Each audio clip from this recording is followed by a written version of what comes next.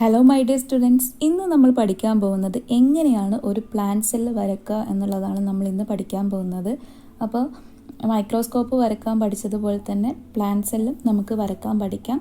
അപ്പോൾ ഇങ്ങനെ വരയ്ക്കാൻ കുറേ പേർക്ക് ബുദ്ധിമുട്ടുണ്ടെന്ന് പറഞ്ഞിട്ടുണ്ടായിരുന്നു. അപ്പോൾ മൈക്രോസ്കോപ്പ് ഈസി വേയിൽ പഠിപ്പിച്ചു തന്ന പോലെ തന്നെ പ്ലാന്റ് സെല്ല് വേറെ ഏതെങ്കിലും മെത്തേഡിൽ വരയ്ക്കാൻ പറ്റുമോ എന്നുള്ളത് ചോദിച്ചിട്ടുണ്ടായിരുന്നു. പ്ലാന്റ് സെല്ല് ഈ രീതിയിൽ മാത്രമല്ല വേറൊരു രീതിയിൽ നമുക്ക് വരയ്ക്കാൻ സാധിക്കും. അതെങ്ങനെയെന്നുള്ളതാണ് ഇന്നത്തെ വീഡിയോയിൽ നിങ്ങൾക്ക് ഞാൻ പറഞ്ഞുതരാൻ പോകുന്നത്. അപ്പോൾ ആ ഒരു ടൈപ്പിൽ നിങ്ങൾ വരച്ച് കഴിഞ്ഞാൽ നിങ്ങൾക്ക് 100% ഷുവറായിട്ട് നല്ല മാർക്ക് സ്കോർ ചെയ്യാൻ പറ്റുന്നതാണ്. കുറച്ചും കൂടി ഡീറ്റെയിൽ ആയിട്ടുള്ള പ്ലാന്റ് സെല്ലാണ് നിങ്ങൾക്ക് ഞാനിന്ന് പറഞ്ഞു തരാൻ പോകുന്നത്. അപ്പോൾ എല്ലാവരും എക്സൈറ്റഡ് ആയിരിക്കില്ലേ പ്ലാന്റ് സെല്ല് വരയ്ക്കാൻ വേണ്ടിയിട്ട്? നമുക്ക് വീഡിയോയിലേക്ക് പോകാം. അപ്പോൾ പ്ലാന്റ് സെല്ല് നമ്മൾ ടെക്സ്റ്റ് ബുക്കിലുള്ള രീതിയിൽ മാത്രമല്ല നമുക്ക് ഈ ഒരു രീതിയിലും വരയ്ക്കാൻ പറ്റുന്നതാണ്. ഇങ്ങനെയാണ് നിങ്ങൾക്ക് ഉയർന്ന ക്ലാസ്സുകളിൽ പ്ലാന്റ് സെല്ല് വരയ്ക്കാനും നിങ്ങളുടെ റെക്കോർഡ് ബുക്കിലൊക്കെ വരയ്ക്കാനുള്ളത്.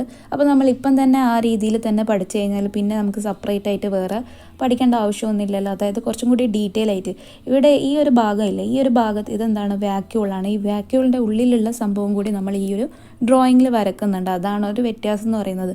പിന്നെ എല്ലാ പാർട്സും ഒന്നും കൂടി ഡീറ്റെയിൽ ആയിട്ട്, ഇപ്പോൾ ഇതിൽ ചെറിയ ചെറിയ പാർട്സ് ഒന്നും അങ്ങനെ ഡീറ്റെയിൽ ആയിട്ട് പറയുന്നില്ല, ഇതിൽ കുറച്ചും കൂടി ഡീറ്റെയിൽ ആയിട്ട് പറയുന്നുണ്ട് എന്ന് മാത്രം. പിന്നെ നിങ്ങളുടെ ടെക്സ്റ്റ് ബുക്കിൽ ഈ ഗോൾഗി അപ്പാരറ്റസ് എന്നുള്ളത് ഗോൾഗി കോംപ്ലക്സ് എന്നാണ് കൊടുത്തിരിക്കുന്നത്. ഈ ഗോൾഗി അപ്പാരറ്റസ് എന്ന് പറഞ്ഞു കഴിഞ്ഞാലും ഗോൾഗി കോംപ്ലക്സ് എന്ന് പറഞ്ഞു കഴിഞ്ഞാലും സെയിം തന്നെയാണ്. അപ്പോൾ ഈ രീതിയിൽ ഇത്രയും അട്രാക്റ്റിംഗ് ആയിട്ട് നമുക്ക് പ്ലാന്റ് സെല്ലിനെ വരയ്ക്കാൻ പറ്റുമെന്ന് പലരുടെയും മൈൻഡിലുണ്ടാവും. പക്ഷേ എല്ലാവർക്കും വരയ്ക്കാൻ പറ്റും. അത്രയ്ക്കും സിമ്പിളായിട്ടുള്ള രീതിയിലാണ് ഈ ഒരു ട്യൂട്ടോറിയൽ ചെയ്തിരിക്കുന്നത്. അപ്പോൾ നിങ്ങൾക്കിത് തികച്ചും യൂസ്ഫുൾ ആകുമെന്ന് വിചാരിക്കുന്നു. അപ്പോൾ നിങ്ങളുടെ വലിയേറെ കമൻറ്റ്സ് നിങ്ങൾ അയക്കുക.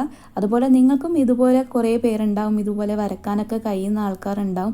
അപ്പോൾ നിങ്ങൾക്ക് ബയോളജി ആയിട്ട് റിലേറ്റഡ് ആയിട്ട് നമ്മളെ ചാപ്റ്ററുമായിട്ട് റിലേറ്റഡ് ആയിട്ടുള്ള കാര്യങ്ങൾ നിങ്ങൾ അറിയാമെങ്കിൽ നിങ്ങളും എന്ത് ചെയ്യുക, ഇതുപോലെ വരച്ചയക്കുക. അപ്പോൾ നമുക്ക് നല്ലതെന്ന് തോന്നിക്കഴിഞ്ഞാൽ നമ്മളെ ചാനലിൽ അത് പബ്ലിഷ് ചെയ്യുന്നതായിരിക്കും.